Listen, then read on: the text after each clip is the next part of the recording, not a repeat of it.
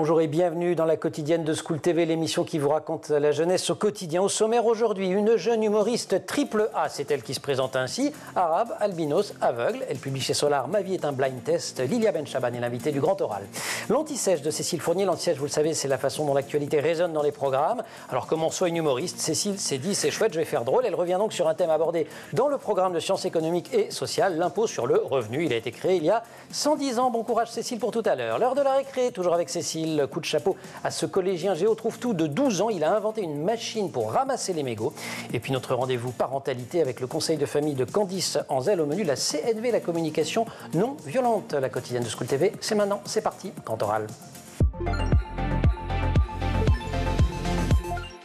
S'il est vrai, comme on le dit, que l'humour est la politesse du désespoir, alors Lilia Benchaban est la personnalité la plus polie qu'il m'a été donné d'accueillir sur ce plateau. D'abord parce qu'elle est diablement drôle, ensuite parce qu'il y aurait de quoi désespérer bien plus que la majorité d'entre nous dans sa vie. Lilia Benchaban, bonjour. Bonjour. Pour celles et ceux qui ne le sauraient pas encore, vous êtes humoriste, on vous a découverte sur scène avec le spectacle Handicapé Méchante. On vous écoute sur France Inter. France Inter, c'est un petit peu l'école normale supérieure de l'humour et vous y êtes entré après avoir fait une des classes prépa les plus convoitées, qui est celle du Jamel Comedy Club. Exactement. Et en guise de mémoire de master, vous nous publiez, vous avez vu comme je file la métaphore scolaire parce qu'on est sur School TV. Ok, super.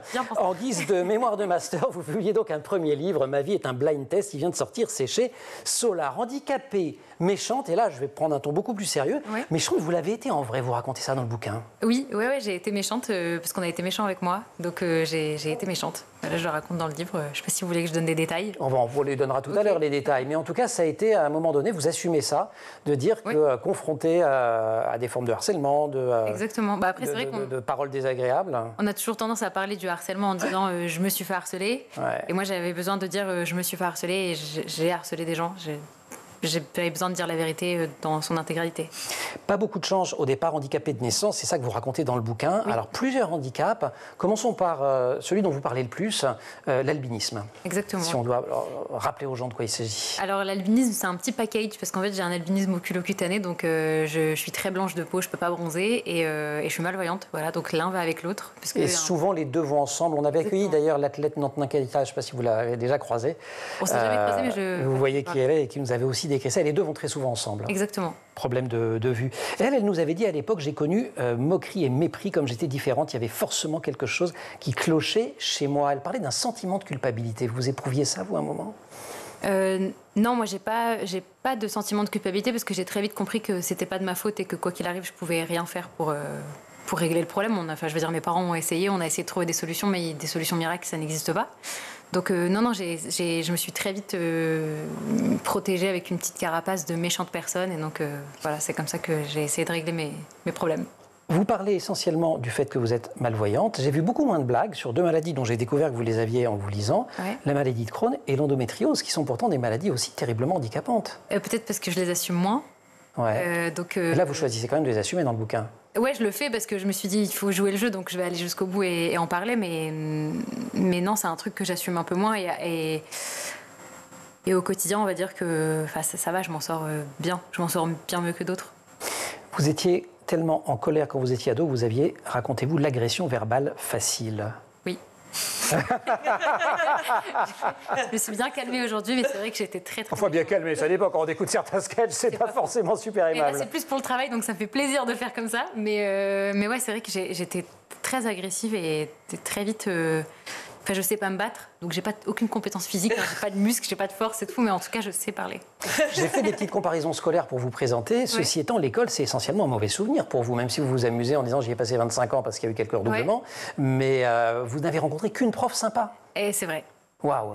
Sur des dizaines quand même. Ouais, non, mais pour moi, c'est pas du tout un bon souvenir. Je garde que des clashs avec des enseignants, des clashs avec des camarades de classe, du rejet. Enfin voilà, je garde que ça, moi, de ma scolarité. Ce qui est quand même complètement dingue, parce qu'il ou elle savait que vous aviez un problème. Alors pas toujours, parce que quand même... Ouais, j'avais un côté déni où je le racontais très peu, où j'en parlais pas beaucoup. Et c'est vrai que je me permettais de dire je vois pas, ou il faut que tu m'aides, parce que je vois pas vraiment qu'avec des gens dont je suis très proche. Hyper intime. Voilà, mes frères, mes sœurs. Voilà. Et pourtant, j'imagine que vos parents, votre maman notamment, qui occupe une place assez centrale dans votre existence, vous le disiez. Non, elle vous a pas, mais Lilia, tu devrais le dire, Non, elle me l'a jamais dit parce qu'elle savait que j'étais vraiment dans le rejet de l'aide. Ouais. Et jusqu'aux AVS, vous savez, les auxiliaires de vie Ouais. qui vous aident à l'école, etc. Je voulais pas qu'elle s'assoie à côté de moi, donc elle se mettait au fond de la classe. C'est pratique.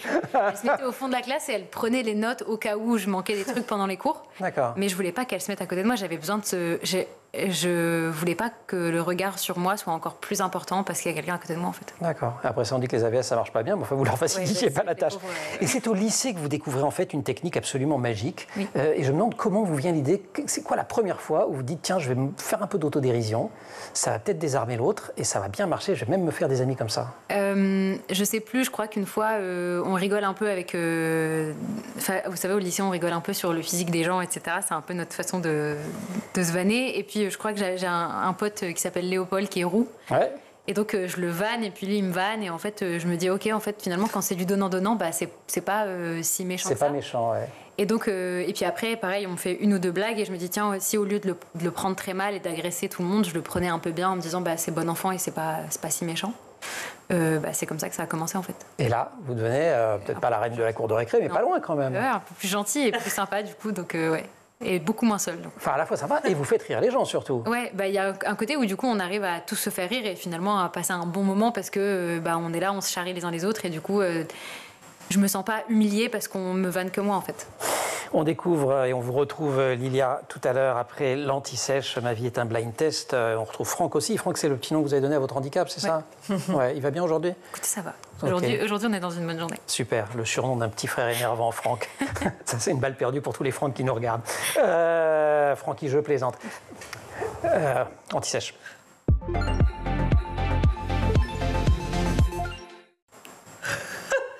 C'est parti. Et c'est parti. Et donc l'anti-sèche, je vous le rappelle un peu plus sérieusement, c'est une rubrique dans laquelle on prend quelque chose en actualité ou un anniversaire qui résonne avec les programmes scolaires. Et vous vous êtes dit aujourd'hui, tiens, programme de sciences économiques de classe de première et de terminale, la naissance de l'impôt sur le revenu. Happy birthday, il a 110 ans. Et oui, on va en parler. Allez. Allez, tout ce que vous avez toujours voulu savoir sur l'impôt sur le revenu. Alors, 110 ans que cet impôt a été créé, et comme dirait la chanson, qui a eu cette idée folle, non pas d'inventer l'école, mais d'inventer l'impôt, en réalité, c'est pas une personne en particulier, hein. C'est le fruit d'un débat qui a duré près de 60 ans. Ils se sont mis à plusieurs pour avoir cette idée. En 1848, Garnier-Pagès, alors ministre des Finances de la Seconde République, évoque cette idée parce qu'à l'époque, la fiscalité de la France repose sur 4 contributions directes, à savoir foncière, mobilier, local et portes et fenêtres, puisque l'impôt était calculé aussi sur ce nombre de portes et fenêtres de logement. Ah, vous saviez ça? Pas du tout. C'est pas drôle, mais ça. Alors, qu'est-ce que vous avez fait pendant vos études d'économie? Alors bref, tout ça pour vous dire que c'est Joseph Caillou, alors ministre des Finances de Clémenceau, qui va présenter le projet de loi qui sera finalement adopté. Ok, bon, alors l'impôt, en revanche, il existe depuis bien longtemps. Oui, si. L'impôt pas sur le revenu. L'impôt, en général, l'obligation de payer ses impôts et le principe d'égalité devant l'impôt sont clairement énoncés dans l'article 13 de la Déclaration des droits de l'homme et du citoyen de 1789. Je cite, pour l'entretien de la force publique et pour les dépenses d'administration, une contribution commune est indispensable. Elle doit être également répartie entre tous les citoyens en raison de leurs facultés. Ok, donc ça c'est l'impôt en général, celui de la Déclaration des droits de l'homme et du citoyen, celui sur le revenu. 1914, juillet 1914, c'était une super bonne année, hein, juillet 14. On est l'impôt sur le revenu d'une guerre mondiale. Cet impôt sur le revenu aujourd'hui constitue avec la TVA ce qu'on appelle les ressources fiscales de l'État. C'est 95% des ressources. Les 5% restants, ce sont les recettes dites non fiscales qui proviennent des revenus de l'État actionnaire ou propriétaire, des amendes, des sanctions, etc. D'accord. Ça représente combien? Eh bien, oui, je le sais, mais je ne me bien pas. En avril 2023, c'est 94,5 milliards d'euros. Ok. Je ne sais même pas ce que ça peut faire. Non, moi non plus. 40 millions de personnes sont amenées à remplir leur déclaration, mais au final, 44% des foyers fiscaux paient l'impôt. Et depuis 2019 a été mis en place le prélèvement à la source. Oui, intéressant, non? Le prélèvement à la source qui consiste à déduire l'impôt. Il y a un petit effort, elle rame. C'est génial. C'est génial. C'est super intéressant. Hein, c'est super. Mais c'est beau de le rappeler. Waouh. Ouh, paillettes, strass. Bon, ça consiste à déduire de l'impôt avant versement du revenu. Le montant de l'impôt est prélevé chaque mois sur le bulletin de paie. Ainsi, le paiement est étalé sur 12 mois et le décalage d'un an supprimé. C'est pour ça que c'est bien. De plus, l'impôt s'adapte automatiquement au moment des revenus perçus. Mais Ça n'empêche pas la corvée de la déclaration d'impôt qui se termine généralement début juin. On s'en souvient, c'était il n'y a pas si longtemps que ça. Ok, super. Ça rentre dans la catégorie des prélèvements obligatoires. Oui, c'est une infime partie parce que dans les prélèvements obligatoires, il y a aussi les cotisations sociales, les impôts locaux et les impôts sur la consommation. Super. Et c'est pas parce qu'on n'a pas de revenus, et comme c'est le cas des collégiens, des lycéens, des élèves, qu'il ne faut pas s'intéresser au sujet de la finance. Oui, pourquoi ? Parce qu'il a été créé le passeport EducFi qui s'adresse à tous les élèves de 4e, à ceux de SECPA, également aux élèves de la voie professionnelle à titre expérimental. Et il s'agit de sensibiliser les plus jeunes aux enjeux de l'éducation budgétaire et financière, les aider à gérer leurs finances personnelles et à comprendre comment ça fonctionne. On y apprend à gérer un budget, mais aussi les institutions, et ça se déroule en général une semaine au mois de mars. C'est passionnant. Est-ce que ça passionne les jeunes autant que ça nous passionne ? Pas des masses. Genre pas du tout. Même pas cet argument-là, tu sais. Est-ce que ça vous passionne ? Je ne sais pas. 72% des 8-14 ans affirment en parler rarement ou jamais avec leurs proches, selon une enquête réalisée par la FBF, par Harris Interactive. Et c'est pas auprès de leurs parents qui vont apprendre beaucoup plus, parce que selon une autre étude, un baromètre 2022 de Vive Média, 76% des adultes manquent de connaissances financières. Et pourtant, les plus jeunes ont quand même les jeunes ont quand même un budget à gérer, parce qu'ils reçoivent un petit peu d'argent de poche. 57% des ados en reçoivent. Oui, selon une étude de Pixpay qui établit le montant mensuel moyen à 36 €, soit 3 € de plus qu'en 2022. C'est l'inflation. C'est une somme qui varie suivant les âges aussi. On ne reçoit pas la même chose. Les 10-12 ans, c'est 24 € et les 15-18 ans, c'est 42 €. Génial. Merci beaucoup pour cette anti-stress qui s'élève depuis 110 ans de l'impôt sur le revenu. On se retrouve pour les 63 ans de la taxe d'habitation prochaine. Grand oral, Ilia Ben-Chavan. Non, c'est les vacances après.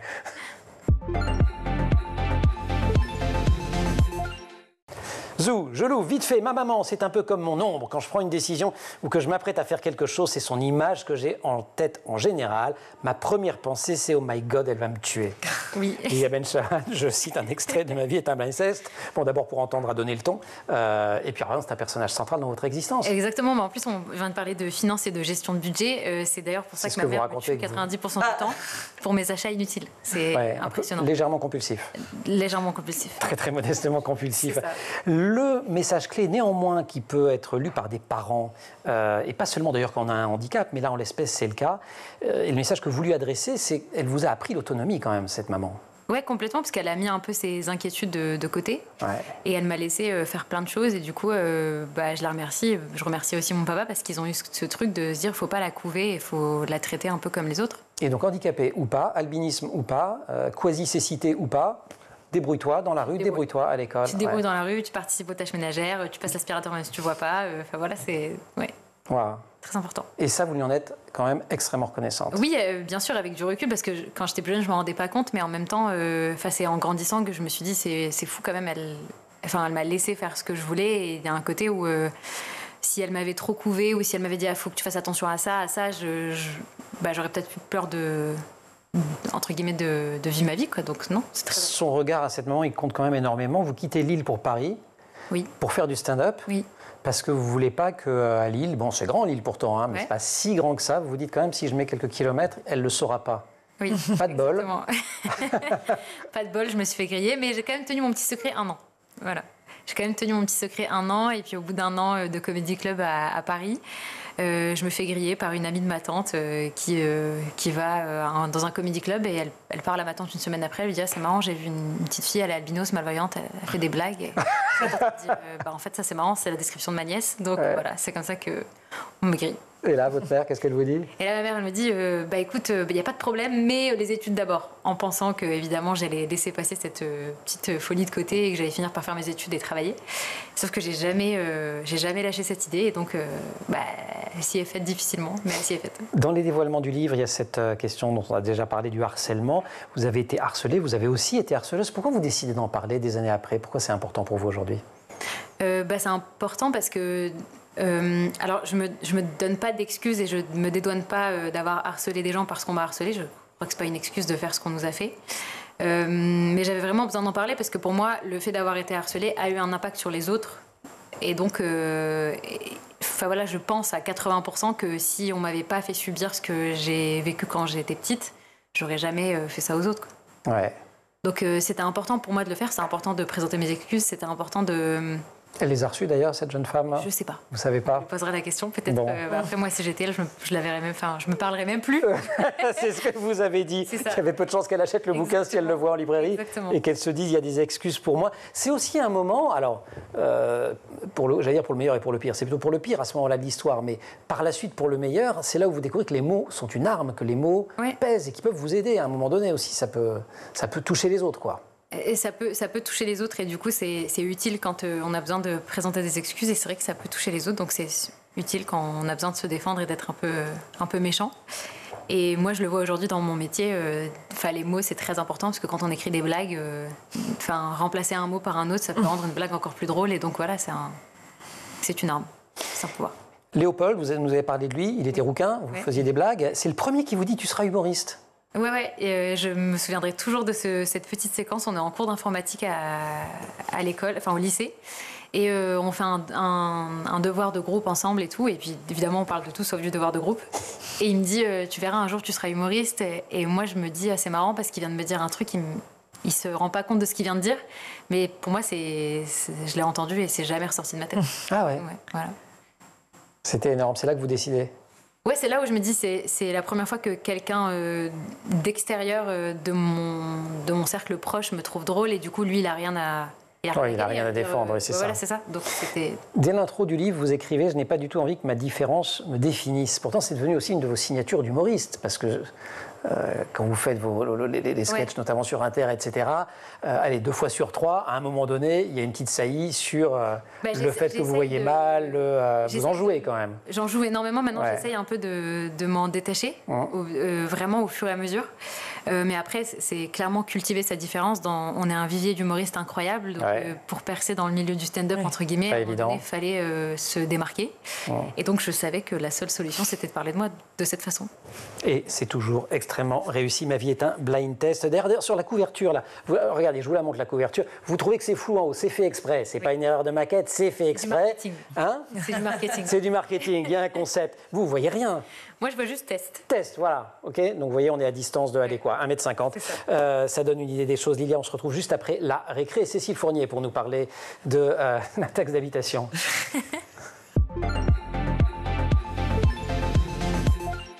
Okay. Je rigole, bougez pas, restez, revenez. Cécile, rebonjour. Rebonjour. Une récré placée sous le signe de l'inventivité avec cette information que vous avez trouvée dans le journal Mon Quotidien, notre partenaire des éditions Playback, Étienne. Oui, Étienne. Tiens-le bien. C'est un collégien de 12 ans qui fait preuve de pas mal d'ingéniosité. Cet Étienne, il a inventé un robot ramasse-mégots. Alors, ça marche comment ? Quoi? Alors, ça marche comment? Ça marche comment? Oui, encore Michel Chevalet, je représente. Alors, il l'explique à Mon Quotidien, il est composé de 3 parties. Une pour se déplacer, une pour l'énergie avec une batterie avec la carte mère et des panneaux solaires. Et la dernière sert à ramasser les mégots. Okay. Elle se compose d'une roue poilue amenant les mégots dans une benne. Bah oui. Alors, ah oui, d'accord, pour que ça... Et ça lui est venu parce qu'il en avait marre de ramasser les mégots, ce garçon. Oui. Il avait participé en 2022 avec le conseil municipal des enfants de Nozay dans l'Essonne à un ramassage de mégots. Et alors il a appris que les mégots, qui ne sont pas du tout biodégradables, ça mettait 1 à 2 ans à disparaître une fois jetés dans la nature. À titre de comparaison, messieurs, dames, une bouteille en verre met 4000 ans, le plastique 100 à 500 ans, un chewing-gum 5 ans et une pelure de pomme de quelques jours à 1 mois. Voilà, ça c'est bon de savoir. Et alors, cette idée tellement géniale lui a valu un prix à Étienne. Il a reçu le prix spécial Innove pour la planète dans le cadre du concours Innover qui est organisé tous les ans par le journal Science et Vie. Et ça s'arrête pas là? Non. En septembre, il construira le prototype avec les élèves de l'école d'ingénieurs en informatique et numérique, l'INCEA. L'ESIA, je pense. L'ESIA, oui, pardon. Il n'y a pas de N, mais c'est pas grave. Et lors de ce concours qui s'appelle Innover, il y a eu d'autres gagnants, tout aussi ingénieux qu'Étienne, mais Étienne et le Benjamin. Oui. Quasi Benjamin, non, il est équivalent comme le deuxième prix. Catégorie. Ouais. Oui, alors le premier prix revient à Aiden Lega qui a 16 ans et qui a créé un boîtier imprimé en 3D qui surveille la consommation carbone et prévient en cas de surconsommation électrique ou de surcharge du réseau. Sympa. La jeunesse, voilà, on peut leur faire confiance. Deuxième prix pour Timéo Listello, 12 ans, inventeur du nourrice à poule, un robot en Lego qui permet de récupérer et de transporter les aliments jusqu'au poulailler pour nourrir ses poules. Bien. Oui. Et troisième marche du podium? Eh bien, c'est Paul Le Drapier, 16 ans, inventeur du portail connecté, une boîte aux lettres qui vous prévient en temps réel de l'arrivée du facteur et du contenu de la boîte, pardon. C'est des lettres, des pubs ou autre chose. C'est une boîte, mais il a inventé la boîte mail, quoi. Ouais. En vrai. qui fait bling. C'est possible. Non, mais c'est un peu ça. Merci beaucoup de ce zoom sur ces talentueux collégiens et lycéens qui vont faire fortune et payer plein d'impôts sur le revenu. Grand oral. Oui, moi, c'est le comique de répétition. C'est ça mon truc. Grand oral.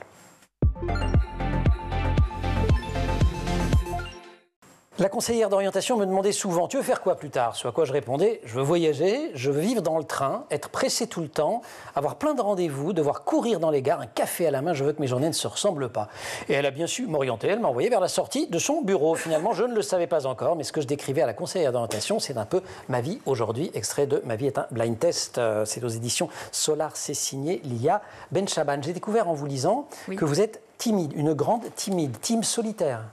Team solitaire, team même peut-être pas du tout sociable, hyper anxieuse de la société, team j'ai très peur de tout, ouais, complètement. Mais plus maintenant qu'avant, vous dites ouais, encore plus maintenant. Vous soyez vieille, mais je veux dire, vous êtes moins jeune qu'avant, quoi. Non, si, je suis pas capable d'aller à un anniversaire où je connais personne, sans une personne que je connais. Je suis pas capable de me sociabiliser toute seule. J'ai très peur, je compte les minutes. En fait, je fais un effort intense pendant 20 minutes et puis après, il faut que je m'en aille, il faut que je me retire. Et vous montez sur scène? Ouais, mais c'est pas la même chose. Tout le monde me dit ça, mais c'est vraiment pas la même chose. Tout le monde me dit, je peux pas croire que t'es timide parce que quand tu joues devant des personnes, enfin, plein de gens devant toi, tu racontes ta vie, mais c'est vraiment pas la même posture en fait. Ouais. Est-ce qu'il n'y a pas quand même un truc, vous parlez de posture, parce que vous dites aussi que les rencontres sont compliquées, parce qu'avec les gens qui vous connaissent pas, la question de parler du handicap, de faire, dites-vous, le coming out, c'est une vraie question. Or, quand vous montez sur scène, le coming out, il est quasiment fait à l'avance. C'est ça. Soit il y a écrit handicapé méchante sur l'affiche, soit... Pas souvent, parce que les gens le savent parfois pas, mais en fait, comme moi j'ai une mini intro de spectacle dans laquelle je le dis dans la seconde où j'arrive sur scène, c'est un tabou, on passe très vite dessus. Et finalement, je prends un peu les gens par la main pendant le spectacle, mais c'est vrai que dans la vraie vie, quand je rencontre une nouvelle personne, il y a toujours ce coming out de me dire, à un moment donné, elle va fixer mes yeux, elle va fixer ma couleur de peau, elle va me dire... Enfin, on sait qu'il y a un truc chelou en me regardant, mais juste... Voilà. Mais pas forcément en plus, hein, je me permets, je ne dois pas être le premier à vous le dire non plus. Non, mais je vois ce que vous voulez dire. Après, des gens le remarquent, d'autres ne le remarquent pas. C'est ça. Mais c'est vrai qu'il y a toujours cette anxiété de se dire à un moment donné, ils vont s'en rendre compte. Et malgré le succès, malgré la reconnaissance, voilà, parce que vous pourriez arriver dans une pièce en vous disant je suis Lilia Benchaban, des spectacles de France Inter, de tout ça, non, rien du tout, ça ne vous protège pas. Non, ça ne me protège pas du tout. C'est votre personnage qui vous protège en fait. Je sais qu'on ne me connaît pas tant que ça. Ouais, bon, écoutez, ça va s'arranger, vous allez voir. Vous êtes sur School TV, ça change tout. Parce que France Inter, c'est sympa, mais franchement, School TV, c'est quand même une autre histoire. À la fac, vous en avez pourtant beaucoup parlé de votre handicap, vous avez beaucoup réclamé, jusqu'à découvrir que le doyen de la fac, qui, pensiez-vous, ne vous calculait même pas, il savait en fait très bien qui vous étiez et tout ce que vous vouliez. Oui, il l'a su des années après. Il s'est dit c'est marrant, celle qui m'a envoyé plein de mails et qui a fait plein de réclamations. En fait, aujourd'hui, elle est sur France Inter, elle fait des petites chroniques. Donc ouais, non, il savait un peu qui j'étais, mais il l'a su trop tard. Ouais, c'est ça. Vous êtes bonne patte parce que la fac, on vous aide pas énormément. Non. Ça vous aide pas non plus à réussir vos études quand vous allez jusqu'au master. Oui. Et quand un jour on vous téléphone en disant est-ce que vous voulez pas venir faire marraine de promo ou je sais plus quoi, vous dites oui. Je dis oui parce qu'il y a un côté déjà de moi où j'ai envie de revoir ces gens-là, de les recroiser et puis qu'on ait un échange et qu'ils se disent j'aurais peut-être pas dû agir comme j'ai agi. Donc il y a un côté un peu revanche, mais en même temps j'avais pas envie d'être entre guillemets la méchante que je suis souvent et d'envoyer bouler en disant non, je viendrai pas. Ah, oui, vous êtes attendri, moi je vous avais dit ça. Vous nous disiez tout à l'heure que sur les mots, chaque mot pèse, chaque mot compte. Quand on écrit une blague, c'est vachement important. Il y a un tuto pour réussir une blague dans le livre, mais oui. Et la dernière règle, c'est accepter que la blague ne fasse pas rire. Oui, parce que ça arrive très souvent, il faut savoir. De faire le flop, tomber à plat. Ça s'appelle un bide et c'est très dur à vivre. Ça remet notre ego à la bonne place, mais c'est très bien et c'est très utile. Et ça se peaufine. Vous avez des exemples de blagues qui marchent aujourd'hui alors qu'au début elles ne marchaient pas, vous, dans un de vos spectacles ou... Moi, les blagues pour moi qui marchaient pas du tout au début et qui marchent maintenant, c'est plus parce que c'est des blagues très touchy. Par exemple, dans mon spectacle, à un moment donné, je parle du café joyeux, des trisomiques, etc. Ouais. Et avant, ça marchait pas du tout parce que j'assumais pas du tout ce que je disais. Alors que là, maintenant, j'y vais avec un truc beaucoup plus assumé et donc forcément, il y a un côté où les gens se lâchent, donc ça fait beaucoup plus rire. Ils sentent le truc et ça fait rire. Il y a des choses de rythme aussi, non, ou de jeu. Quand on regarde des vidéos de vous sur Internet, il y en a quand même maintenant sur quelques années, on retrouve parfois les mêmes blagues, mais pas jouées exactement de la même façon. Après, je pense on sent une maturité dans le rythme aussi qui va croissante. C'est ça. Il faut absolument pratiquer, entre guillemets, pour pouvoir y arriver. Et puis donc, des années en plus de scène, ça fait forcément la différence. Lilia, on va pousser la porte du conseil de famille de Candice Anzel ensemble dans quelques instants. Elle ne parlera pas d'impôt sur le revenu. Cécile, merci beaucoup pour cette saison. C'est notre dernière. Merci beaucoup, chère Cécile. Je crois que l'impôt sur le revenu pour une dernière, c'était quand même un truc absolument... une sorte d'apothéose. Il fallait le faire. Feu d'artifice. Merci, cœur. Conseil de famille, Candice Anzel. Il y a plein de mamans dans cette émission. Il y a la maman qui plane sur Ma vie est un blind test de Lilia Benchaban, qui est la maman de Lilia Benchaban, omniprésente. Et puis nous, on a la maman de l'émission, c'est Candice Anzel, conseil de famille. Bonjour Candice. Bonjour. On parle aujourd'hui de la communication non violente. C'est important parce que la communication, pour les relations de qualité, c'est fondamental. Mais quand c'est pas bien maîtrisé, ça peut causer frustration, violence. Et donc la CNV, ça permet de transporter les disputes en discussion. Exactement. Alors Allez. ça y est, c'est enfin les vacances. Yes. J'imagine que vous avez tous hâte de retrouver vos enfants et vivre des moments de pur bonheur en famille. Bon allez, soyons sérieux 2 minutes parce qu'en réalité... Vous allez me chanter la Miricorée là. Être H24 avec les enfants, ce n'est pas que du bonheur. On est aussi souvent confronté à des situations conflictuelles où on rêve de tout plaquer pour partir faire un petit aller, éventuellement retour et encore, à Koh Samui, seul pour prendre de vraies vacances. Et c'est là que la communication non violente, appelée donc aussi CNV, rentre en scène, un peu comme un super-héros au collant moulant prêt à sauver nos nerfs fragilisés et aussi nos vacances. Vous me faites rêver. C'est quoi alors la CNV? Comment ça marche? Alors la CNV, ça a été développé par le psychologue Marshall Rosenberg dans les années 1960. Alors c'est bien plus qu'une méthode de communication, c'est une véritable philosophie de vie où l'empathie a une place vraiment prédominante. C'est-à-dire que ça implique de comprendre et de partager les sentiments de l'autre, mais sans jugement. Et cela permet du coup de créer un espace qui va être vraiment un espace où chacun est entendu et respecté, ce qui est essentiel évidemment pour résoudre les conflits de manière constructive. Et la CNV, c'est un peu le kit de survie que tous les parents dépassés aimeraient avoir. Et il y a 4 étapes magiques dont on va parler. Donc l'observation, les sentiments, les besoins et enfin la demande. Simple en théorie, vous allez voir qu'en pratique, quand on maîtrise l'outil, c'est super. Et quand on a tendance à élever la voix ou qu'on est souvent dans le jugement, c'est formidable. Je vous explique. L'observation. Alors, l'observation, c'est donc la première étape. Elle consiste à observer les faits de manière objective. Donc, c'est-à-dire sans jugement, sans interprétation. Par exemple, au lieu de dire « tu es toujours en retard », qui est donc un jugement, on pourrait dire « je remarque que tu es arrivé en retard 3 fois cette semaine ». Oui, c'est un fait. C'est très journalistique en fait comme déproche. Les sentiments. Les sentiments. Ensuite, donc là, c'est crucial évidemment d'exprimer nos sentiments en lien avec cette observation. Il est important de distinguer les sentiments, les pensées et encore une fois les jugements. Donc par exemple, dire « je me sens inquiète quand tu es en retard », c'est vraiment l'expression pour le coup d'un sentiment. Alors que si on dit « tu ne respectes jamais l'heure à laquelle tu dois rentrer », c'est un jugement. Et c'est moins gentil. Les besoins. Les besoins, c'est la 3e étape. Alors là, ça consiste à identifier les besoins qui se trouvent derrière les sentiments. Donc, les besoins, c'est vraiment universel. Ça constitue vraiment la motivation qui est derrière nos actions. Donc, par exemple, là, quand on est inquiet, quand notre ado, par exemple, est en retard, par exemple, on pourrait lui dire derrière le besoin, j'ai besoin de te savoir en sécurité quand tu es en retard et que je n'ai pas de tes nouvelles. La demande. Et enfin, donc, la demande, il s'agit de formuler une demande claire et réalisable qui pourrait vraiment satisfaire nos besoins. Donc là, dans ce cas de figure, elle doit être toujours positive et concrète. Par exemple, pourrais-tu me prévenir si tu sais que tu es en retard? Oui, mais bien sûr. En 1 minute, 2 petits exemples de situations, de cas pratiques. Imaginez-vous en train de demander à votre enfant pour la 100e fois d'aller faire ses devoirs. Vous avez évidemment envie d'hurler, et puis en plus, vous en avez vraiment gros sur la patate. Mais vous respirez profondément et puis vous souvenez que vous avez la CNV. Alors, observation. Je remarque que tes devoirs ne sont pas faits depuis hier. Sentiment. Je me sens inquiète et stressée. Faites ça tellement bien. Besoin. J'ai besoin de savoir que tu prends ton travail au sérieux. Demande. Pourrais-tu t'y mettre maintenant et me montrer ce que tu as fait d'ici 1 heure, s'il te plaît? Ouais, ça marche pas tous les coups. Alors, ça marche pas du premier coup, surtout, mais franchement, c'est toujours beaucoup plus efficace que de crier. D'accord. Autre exemple? Autre exemple, votre ado a encore laissé ses chaussures traîner dans le salon et vous êtes prêt à exploser, mais vous vous souvenez que vous avez un super outil. Elle faisait comme ça, votre mère, Lilia? Ma mère est dans la communication non violente aussi. Ah, c'est vrai? Alors, on y va, observation? Non, pas du tout.